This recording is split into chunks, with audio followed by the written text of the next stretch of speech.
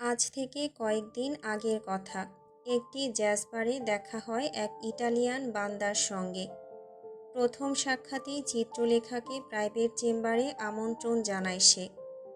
ভদ্রভাবেই অস্বীকৃতি জানায় চিত্র। যাওয়ার পূর্বে তার উদ্দেশ্যে ছেলেটির সর্বশেষ বক্তব্য ছিল, ত্রি প্রেন্দোরো কোমুনকুয়ে, আমি যেভাবেই হোক তোমাকে হাসিল করব। স্বভাবতই ব্যাপারটিতে বিশেষ গুরুত্ব আরোপ করেনি চিত্র। কোনোদিন সে কল্পনাও করতে পারেনি যে সেই বান্দা মিস্টিক রিপার মাফিয়া গোষ্ঠীর কেউ হতে পারে। খুব বেশিক্ষণ নিজের ভাবনার জগতে বিলীন হওয়ার সুযোগ পেল না চিত্র। তার মস্তিষ্ক জুড়ে একত্রে অসংখ্য চিন্তাভাবনা ঘুরপাক খাচ্ছে। ল্যাম্বরগিনির পিছনে দ্রুত গতিতে এগিয়ে আসছে আসমানের বুগাটি এবং নিহাদের বাইক। ফ্যালফ্যাল করে চেয়ে থাকলো সে। এ কি দেখছে? আদতেও কারা এরা? কে আসমান? দ্য কিলিং মেশিন, কেবি গ্রুপের সবচেয়ে শক্তিশালী অস্ত্র। কণ্ঠটি কর্ণগোচর হতেই চিত্র হতচকিত হয়ে পাশেই বসা নিজের বাবার দিকে তাকালো। বিলাল রেমানের চেহারা জুড়ে অদ্ভুত এক কাঠিন্য, যা তার চরিত্রের সঙ্গে সম্পূর্ণ বেমানান। কম্পিত কণ্ঠে চিত্র জিজ্ঞেস করল, কি বললে তুমি? বিলাল এক নজর নিজের কন্যার দিকে তাকালেন, তবে দ্বিতীয় বাক্য উচ্চারণ করার পূর্বেই ল্যাম্বরগিনির পাশাপাশি এসে পড়ল বুগাটি। মাথা কাত করে চাইল চিত্র। দৃষ্টি বিনিময় ঘটল উভয়ের মাঝে। নিজের রিভলভার সম্বলিত হাতটি বুকে ছোঁয়ালো আসমান। ইশারার অর্থ, আমি আছি। নিজের ভেতর কেমন ঘূর্ণিপাক অনুভূত হলো চিত্র বলতে পারবে না। তার দৃষ্টি ঝাপসা হয়ে এলো অশ্রুর তোড়ে। ততক্ষণে এগিয়ে গিয়েছে বুগাটি। সর্বোচ্চ 490 কিলোমিটার পার আওয়ার গতির ক্ষমতা সম্পন্ন দানব গাড়ির সঙ্গে পাল্লা দিতে সক্ষম হলো না ল্যাম্বরগিনি। সহসাই অতিক্রম করে হুঙ্কার ছড়িয়ে বাঁক কেটে বুগাটি সড়কপথ আটকালো। তাতে উভয় ল্যাম্বরগিনি সংঘর্ষ এড়াতে থামতে বাধ্য হলো একে একে। পিছনের পথে বাদ হয়ে দাঁড়িয়ে পড়ল নিহাদের বাইক। নিঃশব্দতা ঘিরে ধরল চারপাশে। ধোঁয়ায় আচ্ছন্ন পরিবেশ। ধূসরতার চাদর ভেদ করে জ্বলজ্বল করে জ্বলছে নিভছে গাড়িরূপী দানবগুলোর হেডলাইট। কয়েক মুহূর্তের অস্বস্তিকর নীরবতা। বাইকের উপর বসে হাঁপাচ্ছে নিহাদ। সতর্ক হয়ে খেয়াল করছে চারিদিক। অবশেষে মুহূর্তের নিগূঢ়তা ছেদ করে ল্যাম্বরগিনির দরজা খুলে গেল। বেরিয়ে এলো গোটা সাতেক সশস্ত্র কালো পোশাকধারী। বুকে প্রজ্বলিত প্যাঁচার সিলভার মোহর। সকলের অস্ত্র তাক করা বুগাটির দিকে। সতর্কিত সকলে। হুট করেই বুগাটির দরজা খুলে গেল। রীতিমতো রুদ্ধশ্বাস হয়ে অপেক্ষারত প্রত্যেকে। ধোঁয়াটে অমানিসার অন্তরাল হতে ধীরে ধীরে স্পষ্ট হলো পিশাচের অব্যয়টি। প্যান্টের পকেটে একটা হাত ঢুকিয়ে রেখেছে। অপর হাতে শোভা পাচ্ছে রিভলভার। হিংস্র পশুর ন্যায় এগিয়ে আসছে সে। সম্পূর্ণ চেহারা বর্তমানে আচ্ছাদিত মাস্কের অন্তরালে। শুধুমাত্র দীপ্ত শোষণ ক্ষমতা সম্পন্ন কৃষ্ণগহ্বর তীক্ষ্ণ দৃষ্টি নিক্ষেপ করছে শত্রু দলের উপর। দানব যত এগিয়ে আসছে উপস্থিত শত্রুগণ ততই যেন বিচলিত হয়ে পড়ছে। এতটাই অশুভ এবং শক্তিশালী এক প্রভাব ছড়িয়ে পড়েছে তাদের অন্তরে যে না চাইতেও সমস্ত শরীর ক্ষণে ক্ষণে প্রকম্পিত হয়ে উঠছে। গুলি যে ছুড়বে তাতেও সিদ্ধান্তহীনতায় ভুগছে। Just fire. দলের নেতার আদেশে যেন সম্বিত ফিরল সকলের। কিন্তু অস্ত্রচালনার পূর্বেই ঠাস। প্রকম্পিত হয়ে উঠল ধরিত্রী। ধপাস করে সড়কে লুটিয়ে পড়ল বরাবর খুলি ভেদ করে যাওয়া দলনেতা। মুহূর্তেই তাজা রক্তে সিক্ত হয়ে উঠল ভূমি। নিজের হাতের রিভলভার ছুঁড়ে ফেলল আসমান।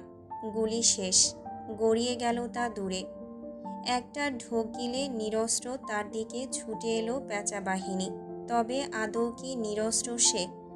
মুহূর্তেই বেরিয়ে এলো পকেটের অভ্যন্তরে থাকা হাতটি। হেডলাইটের আভায় চকচক করে উঠল সিলভার বর্ণের ধাতব ন্যানচ্যাক্স। এমন অদ্ভুত অস্ত্র লক্ষ্য করে পরিহাসের হাসি হাসল শত্রুদল, কিন্তু সেই হাসির রেখা মুহূর্তেই উধাও হলো চরম আঘাতে। ঘুরে গিয়ে ন্যানচ্যাক্সের টানে অস্ত্র বিলুপ্তি ঘটিয়ে একজনের গলা পেঁচিয়ে ধরল আসমান। সেকেন্ড খানেকও অপেক্ষা করল না, শক্তিশালী বাহু জোরে একবার ডানে অতপর বামে ঘুরিয়ে দিল মাথা। চরচর করে হাড় ভাঙার আওয়াজ, বিকৃত হয়ে আসা অভিব্যক্তি নিয়ে সড়কে ধরাশায়ী হলো শত্রু। হতবম্ব হয়ে সেদিকে তাকিয়ে থাকলো অবশিষ্ট লোকগুলো। এক ঝটকায় ন্যানচ্যাক্স ঘুরিয়ে দুই হাতে টেনে আসমান দৃষ্টি নিক্ষেপ করল তাদের উদ্দেশ্যে। কণ্ঠে বজ্রপাতের ধ্বনি তুলে ঘোষণা করল, নেকড়ের সঙ্গিনীর গায়ে সামান্যতম আচরও নেকড়েকে ধ্বংসদেবতারূপে আবির্ভূত করতে যথেষ্ট। An alpha always protect his mate. এ যেন ঠিক রূপকথার গল্পে শোনা রাক্ষস ভক্ষক হয়ে আবির্ভূত হয়েছে তাদের ভাগ্যাকাশে। একে অপরের মাঝে দৃষ্টি বিনিময় ঘটিয়ে শক্ত ঢোক গিলল সকলে। অসহনীয় এই অব্যয়। ততক্ষণে বাইক থেকে নেমে ল্যাম্বরগিনির কাছে পৌঁছেছে নিহাত।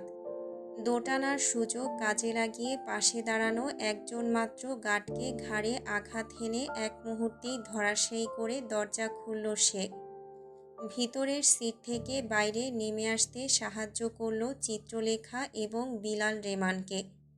বিলালের সঙ্গে চোখাচোখি হতেই খানিক দ্বিধা অনুভব করল, কিন্তু পর মুহূর্তে চিন্তা ঝেড়ে ফেলে পায়ের বুট থেকে ছুরি বের করে বাঁধন কেটে মুক্ত করল তাদের।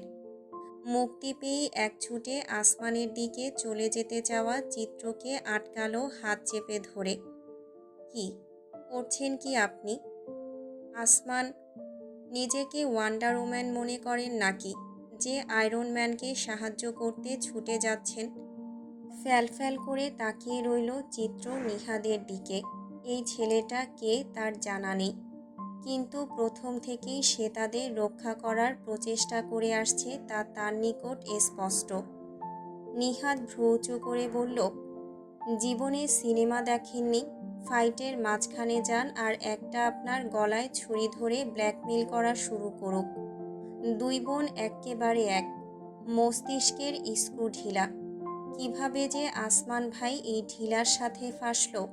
প্রেম মানুষকে গর্দভ বানায় প্রমাণিত। হিতাহিত জ্ঞানশূন্য হয়ে শুধু চেয়েই থাকলো চিত্র। তারপর দৃষ্টি ফিরিয়ে তাকালো যেখানে আসমান মুখোমুখি হয়েছে পেঁচা বাহিনীর।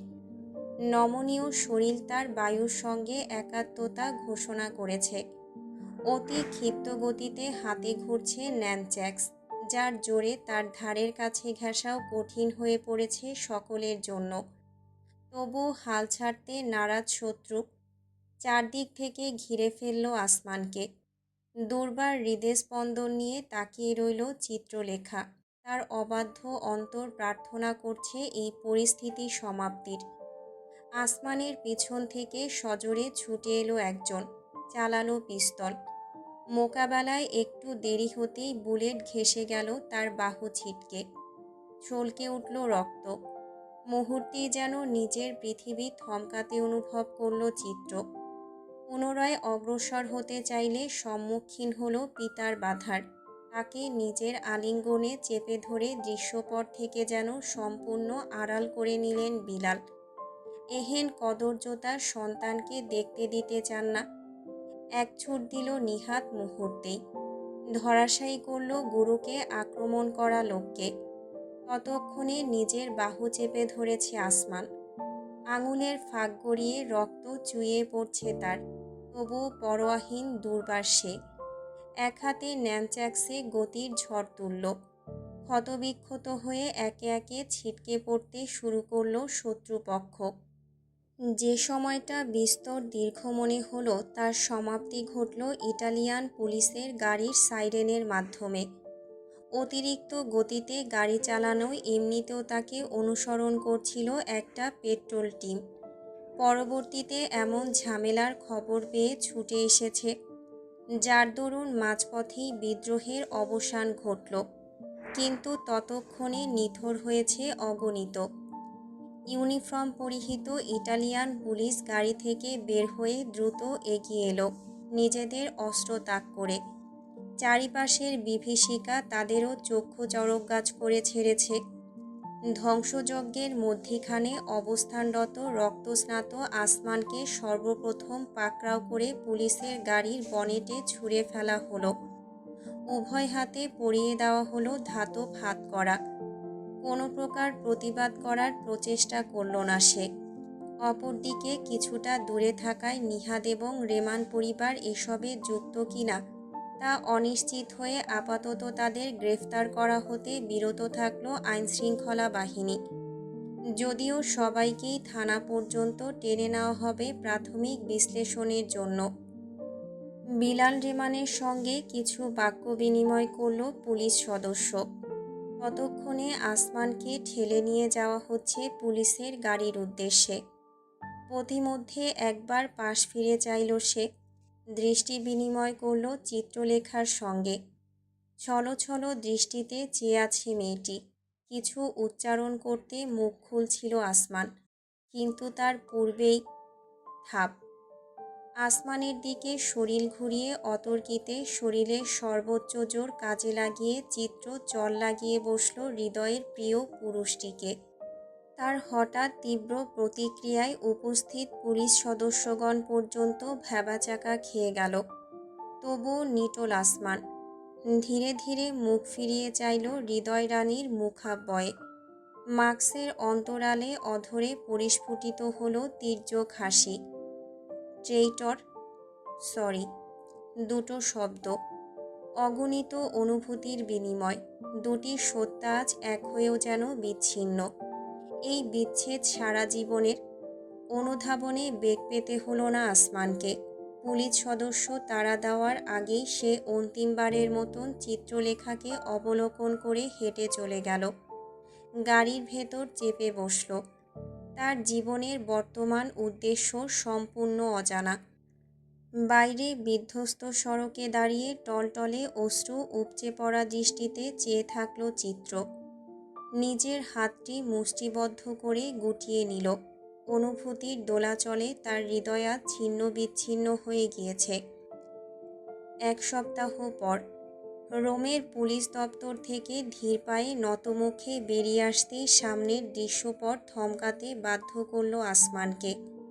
ছলো ছলো দৃষ্টিতে তার জন্য অপেক্ষারত নিহাদ, কিন্তু ছেলেটি নয়, বরং তার পাশে দাঁড়িয়ে থাকা বিলাল রেমান দৃষ্টি কাড়ল তার। নিজেকে প্রশান্ত রেখে এগোলো মুখোমুখি হলো মানুষটির। তার প্রজ্বলিত নয়নে গভীর দৃষ্টিপাত ঘটালেন বিলাল। বুকে উভয় হাত ভাঁজ করে জিজ্ঞেস করলেন, ভালো আছো? ভিন্ন দিকে চেয়ে পরিহাসের হাসি আড়াল করল আসমান। তারপর বিড়বিড় করল, আপনি সব জানতেন, তাই না? শুরু থেকে অবশ্যই নয়, তবে আমারও সোর্স আছে। কেবি গ্রুপের সমতুল্য না হলেও নেহায়েত কম কিছু নই ডিয়ার, স্বীকার করে নিলেন বিলাল। কপালে আঙুল ঘষে একটা দীর্ঘশ্বাস নির্গত করে যুক্ত করলেন, কিন্তু ততদিনে আমার মেয়েটা আপনার নিজের মেয়ে নয়, দত্তক নেওয়া যমজ সন্তান। আসমানের কণ্ঠে হতচকিত হয়ে তাকালেন বিলাল। নিহাত নিঃশব্দে একবার নিজের গুরু আবার রেমান অধিপতির দিকে নজর বুলিয়ে চলেছে। হস্তক্ষেপ করার কোনো বাসনা নেই তার, শুধু নীরব পর্যবেক্ষণ। বিলালের সরু গোফের নিচের অধরে ফুটল এক অমায়িক পুষ্পধারা। You are intelligent, aren't you? আমাকে কেন সুযোগ দিয়েছেন? বিষয়টি ব্যক্ত করার কোনো আগ্রহ না দেখিয়ে সরাসরি প্রশ্ন ছুড়ল আসমান। কঠিন তার দৃষ্টি। তাতে বিলাল রেমান মাথা নুইয়ে কিঞ্চিত হাসলেন। পরবর্তীতে আকাশের পানে চাইলেন। তার দৃষ্টিতে অব্যক্ত এক অনুভূতি প্রদর্শিত হলো, যার অর্থ উদ্ঘাটন করা দায়। আয়শার ছেলে তুমি, আসমান। সর্বাঙ্গে যেন বিদ্যুৎ প্রবাহিত হয়েছে এমন ভঙ্গিতে কম্পিত হয়ে উঠল পাথর মানব। তার অনুভূতিশূন্য দৃষ্টি জুড়ে বর্তমানে বিস্ময়। সর্বোচ্চ পর্যায়ের বিস্ময়, যা নিজের জীবনে এর পূর্বে কোনোদিন অনুভব করেছে কিনা স্মরণে নেই। এই ব্যক্তির কণ্ঠে নিজের মায়ের নাম শুনতে পাবে তা কাশ্মীরকালেও ধারণা করেনি তার বিচক্ষণ মস্তিষ্ক। আপনি? তিরতির করে কাঁপতে থাকলো তার অধৈর্যরা। শব্দগুচ্ছ দলা পাকিয়ে গেল কণ্ঠনালীতে। শক্ত একটা ঢোক গিলতে হলো তাকে। এ কেমন দোলাচল! এগিয়ে এলেন বিলাল। নিজের একটা হাত স্থাপন করলেন আসমানের কাঁধে, তার ওষ্ঠ যথারীতি উদ্ভাসিত অমায়িক হাসির আস্ফালনে। গো ব্যাক টু বাংলাদেশ আসমান, নেভার কাম ব্যাক। এইটুকুই। বিলাল রেমান উল্টো ঘুরলেন। কিছুটা দূরেই অপেক্ষারত গাড়িতে চড়ে বসলেন। সড়ক ধরে তার দৃষ্টিসীমার বাইরে চলে যাওয়া পর্যন্ত তাকিয়ে থাকলো আসমান। তার হাঁটুর জোর কমে এলো সহসাই। মাটিতে বসে পড়ার আগেই নিহাদের শক্তিশালী বাহুডোর তাকে আলিঙ্গন করে নিল চারিপাশ হতে। জীবনে প্রথমবার কোনো মিশনে সম্পূর্ণ ব্যর্থ হয়েছে দ্য কিলিং মেশিন আসমান। তবে তা নিয়ে বিন্দুমাত্র আফসোস অনুভূত হচ্ছে না তার, বরং শুধু একটা চিন্তায় ঘুরপাক খাচ্ছে মস্তিষ্ক জুড়ে। এই কি তবে সমাপ্তি? হ্যাঁ। ভ্রুকুটি করে যেন উত্তর দিল তার ভাগ্য দেবতা। তবে কি দরকার ছিল আবেগের? যন্ত্রণা বৃদ্ধির উদ্দেশ্যে ভাগ্য পরিপূর্ণ শুধুমাত্র যন্ত্রণা এবং যন্ত্রণায়, হোক তা ব্যর্থতার কিংবা বিচ্ছেদের। অতিবাহিত হয়েছে মাস তিনেক। দেশের প্রকৃতিতে নিজের রাজত্ব দখল করেছে ঘোর বর্ষা। টানা বৃষ্টি দিন পেরিয়ে ছুঁয়ে যাচ্ছে সপ্তাহ। কোথাও খিচুড়ি ইলিশ ভাজার উল্লাস, কোথাও বা বন্যার হাহাকার। এর মাঝেই প্রশান্ত সমুদ্র মাঝে পাল তুলেছে জীবনতরী। ছুটে চলেছে উদ্দেশ্যহীনভাবে। সময় প্রবাহমান, কারো জন্য থামে না মহারাজ। বাধা দেওয়ার সাধ্ধিকার। জীবনও বয়ে চলেছে আপন গতিতে। জীবন না বলে বলা উচিত বেঁচে থাকা। বেঁচে আছে দেহ, মৃতে পরিণত হয়েছে অন্তর। গান শোনা হয় না আর, করা হয় না নিহাদের সঙ্গে খুনসুটি। রান্না, রেসিপি ভুলে বসেছে। সাহিত্যের বই অযত্নে আচ্ছাদিত হয়েছে 2 আঙ্গুল স্তরের ধুলোয়। আগ্রহ ভরে ক্রয়কৃত গিটারটির স্ট্রিং ছিঁড়ে পড়ে আছে। মেরামতের আকাঙ্ক্ষা নেই। কেবি গ্রুপের দায়িত্ব থেকে অব্যাহতি নিয়েছে মাস 6 জন্য। নিজেকে গুছিয়ে নেবে, ব্যর্থতার গ্লানি ধুয়ে মুছে পবিত্র হবে। কিন্তু তা কি আদৌ সম্ভব? বেঁচে থাকার সবটুকু রং হরণ হয়েছে। ভাগ্যাকাশ ছেয়েছে অমানিসার আধারে। যেই রঙিন সত্তা এই সাদা কালো জীবনে পদার্পণ করে নিজের বর্ণে ভুলিয়েছিল সবটুকু বিষাদ, তার অভাবে খাখা মরুভূমি এই হৃদয় বালুচর। ঠিক কি হয়েছিল ইতালিতে সেই দিন সঠিকভাবে জানা নেই। কিভাবে রক্ষা হয়েছিল পুলিশের হাত থেকে? হাত রয়েছে ক্ষমতাধর বিলাল রেমানের। কি দরকার ছিল নিজের ঘাতককে মুক্ত করার? হয়তো ছোট্ট এক কৃতজ্ঞতা। ঘাতক যে সেদিন রক্ষক রূপে আবির্ভূত হয়েছিল, কিংবা এর অন্তরালে ভিন্ন ব্যাখ্যা রয়েছে কি? ভাবতে রাজি নয় অন্তর। প্রয়োজন কি? সমাপ্তি ঘটেছে এক মহা উপাখ্যানের। সেই অনুভূতি পরিপূর্ণ যাত্রায় দ্বিতীয়বার অংশ নেওয়া অমর হওয়ার ন্যায়ই অসম্ভব। কেবি গ্রুপ কেমনভাবে গ্রহণ করেছে এই ব্যর্থতাকে? সত্যিকার অর্থে করেনি, কিন্তু নিজের হাতিয়ারের অনুভূতিহীনতায় ধরা চির স্পষ্ট খেয়াল করেছেন অধিপতি বাদশা কায়সার। তাই তো সময় দিয়েছেন সেই ফাঁক পরিপূর্ণ করে পুনরায় নব উদ্যমে জাগ্রত হওয়ার। আগারগাঁয়ের নিকটবর্তী শ্যামলী এলাকা। সামনে বিস্তৃত সড়ক সম্পূর্ণ শূন্য। হাতঘড়িতে সময় 2টা 15। একে ভরদুপুর বলা চলে, তবুও বর্ষার আকাশ এতটাই গুমোট হয়ে রয়েছে যে সন্ধ্যাকালীন আঁধার গ্রাস করেছে চারিপাশ। সড়কে যানবাহন নগণ্য। ঝমঝমিয়ে পড়ছে বৃষ্টির ফোঁটা। টানা ৩ দিন বৃষ্টিতে ঢাকার সড়ক লেকের মতন পরিপূর্ণ হয়ে উঠতে শুরু করেছে। গুটিকত কাউন্টার বাদে অধিকাংশ বাস কাউন্টারে শাটার বন্ধ। বাস ধর্মঘট চলছে ২ দিন ধরে। তারই কর্মসূচি। কি যেন দাবি শ্রমিকদের। মনে করতে ব্যর্থ হলো আসমান। আপন মনে ফুটপাত ধরে হেঁটে চলেছে সে। পরিধানের ওভারসাইজ টি শার্ট বর্তমানে চুপচুপে হয়ে লেপ্টে রয়েছে অঙ্গ জুড়ে। পরোয়া নেই কোনো। ব্ল্যাক স্কিন এবং মাস্কের অন্তরালে আচ্ছাদিত করে ফেলেছে নিজের সমগ্র কলুষিত সত্তাকে। মাথায় একটা ক্যাপ। সামান্যতম প্রদর্শনও যেন অপর কোনো পবিত্র অস্তিত্বের জন্য হানিকারক। উদ্দেশ্যহীনভাবে হাঁটছে। পকেটের ফোন ভাইব্রেট হতে হতে ভিজে বর্তমানে নষ্ট হয়ে গিয়েছে হয়তো। ইচ্ছে হয়নি বের করে দেখার। জানে তাকে এতবার খোঁজ করার একটিমাত্রই মানুষ রয়েছে পৃথিবীতে, নিহাত। একটা নিঃশ্বাস ফেলে ফুটপাতের উপরেই বসে পড়ল। পা নামিয়ে রাখল সড়কে। তীব্র বারিধারার শীতল আবহ ছুরি চালিয়ে যাচ্ছে শরীর জুড়ে। রোমকূপ হিম হয়ে আসছে। তবুও বেপরোয়া। পরোয়া করার কোনো প্রয়োজন অবশিষ্ট নেই এই ঝরঝরে কাঁচ ভাঙা হৃদয় জুড়ে। কতক্ষণ বসেছিল মুক্ত হাওয়া এবং বৃষ্টিতে হিসেব নেই। নিজের অস্তিত্বে ছাউনির আবরণ অনুভব করে মাথা তুলে তাকালো আসমান। তার শূন্য দৃষ্টি নির্বিকারভাবে অবলোকন করল দৃশ্যপট। কলেজ ড্রেস পড়ুয়া এক মেয়ে। এক হাতে নিজের জীর্ণ ব্যাগ, অপর হাতে একটা ছাতা ধরে রেখেছে আসমানের উপরে। বারিধারার প্রবাহ তাতে বাধা পাচ্ছে।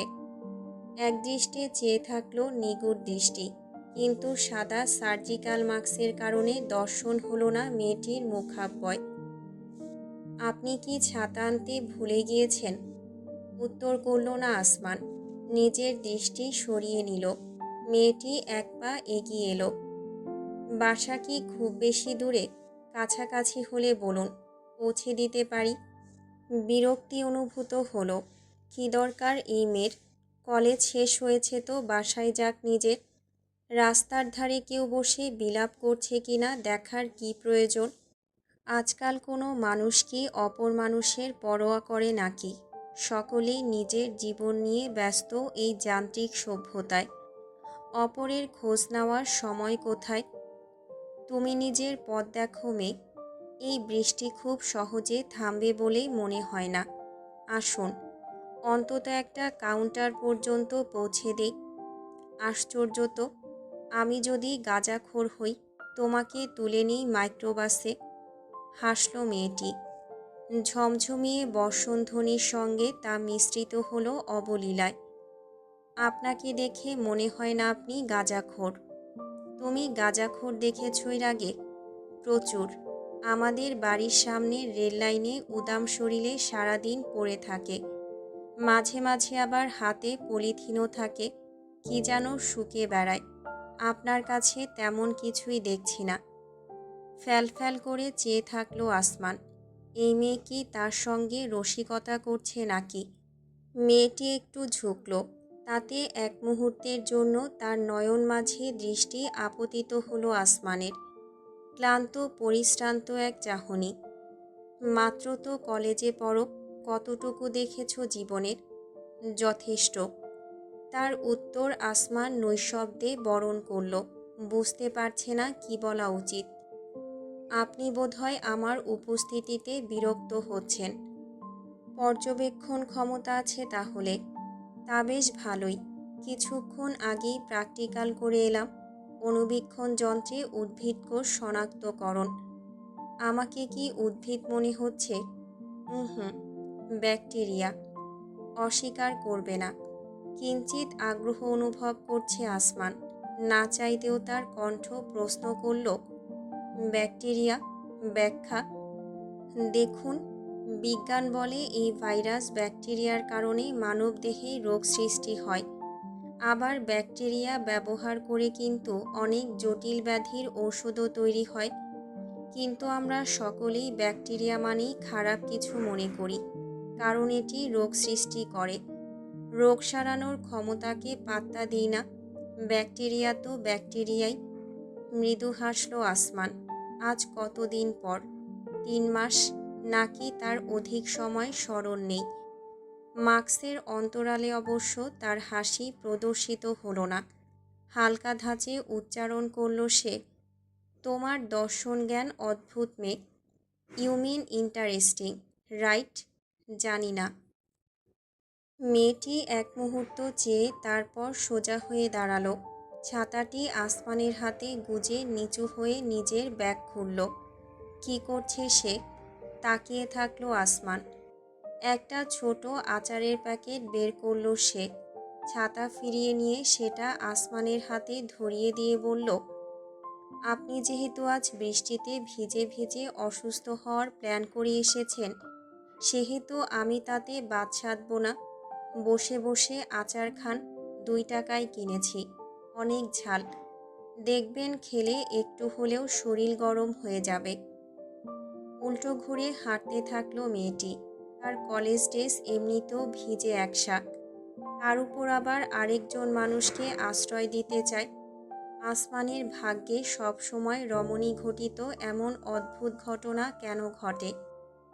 মেয়েটি দৃষ্টির আড়াল হতে হতে হাতের আচারের প্যাকেটটির দিকে তাকালো সে। ফেলে দেবে ভাবলেও কেন যেন ফেলল না।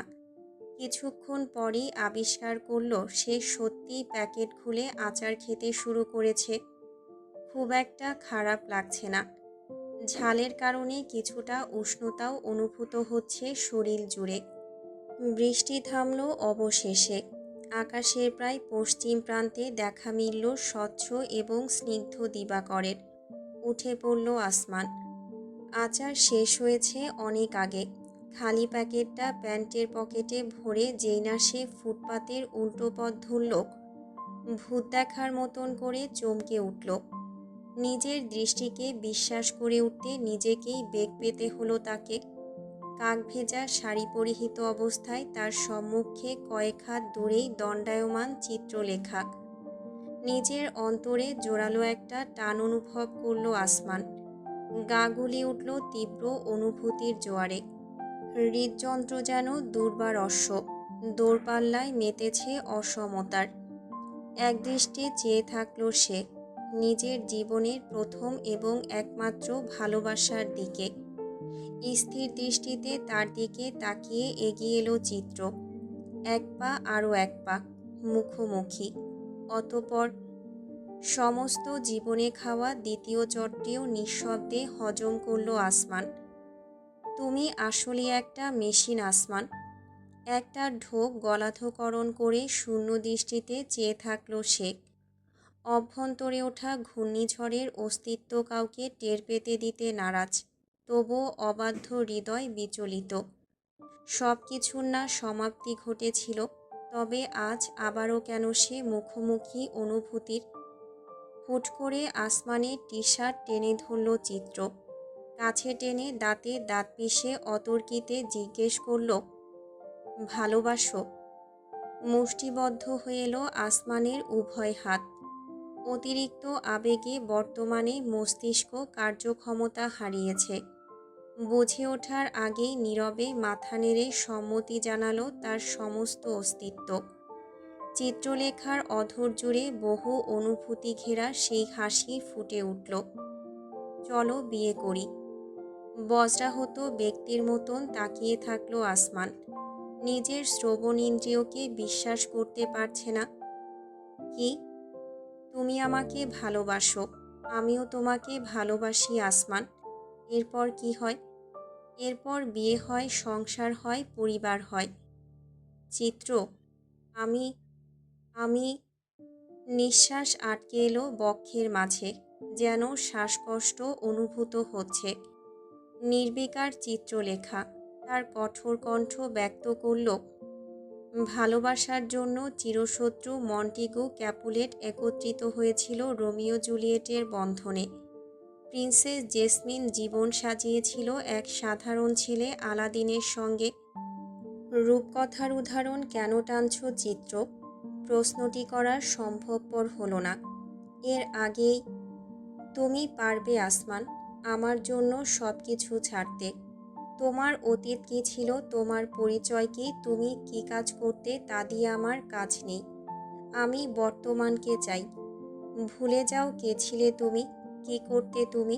আমি জানবো তুমি আসমান, আমার ভালোবাসার আসমান। এইটুকুই হবে তোমার পরিচয়। পারবে আমার জন্য তোমার বর্তমানকে অশুভ অমানিসা থেকে পবিত্র দীপ্তিতে উদ্ভাসিত করতে? যদি পারো তবে কথা দিচ্ছি, সারাটা জীবন এই হাতটি ধরে চলতে আমি প্রস্তুত আসমান। কোনো উত্তর সম্ভব হলো না আসমানের পক্ষে। সে শুধু চেয়েই রইল নিজের অব্যক্ত ভালোবাসার দিকে। অনুভবও করল না কখন তার চোখ বেয়ে এক ফোঁটা অবাধ্য অশ্রু গড়িয়ে নামল। রোজার গাল বেয়েও যে কখন অশ্রুধারা বইতে শুরু করেছে সে টের পায়নি। চারুলতার বিরতিতে নৈঃশব্দ ভর করেছে সমগ্র ফ্ল্যাট জুড়ে। শুধুমাত্র বিষাদের সুর বেজে চলেছে যেন প্রতিটা হৃদয় জুড়ে। নিহাদও মাথা নিচু করে মেঝের দিকে তাকিয়ে আছে, তার দৃষ্টি অব্যক্ত। এভাবেই কি তারা বাধা পড়েছিল পবিত্র বন্ধনে? চারুলতা একটা দীর্ঘশ্বাস ফেলে সম্মতি জানালো। চিত্রলেখার জন্য নিজের সব কিছু বিসর্জন দিয়েছিল আসমান। এমনটা সম্ভব হয়েছিল বলেই তো আজ আমাদের প্রত্যেকের জীবন এমন পর্যায়ে এসে দাঁড়িয়েছে। হঠাৎ নিহাদের দিকে ঘুরল রোজা। তার সরু দৃষ্টি লক্ষ্য করে কিছুটা বিহ্বল অনুভব করল নিহাদ।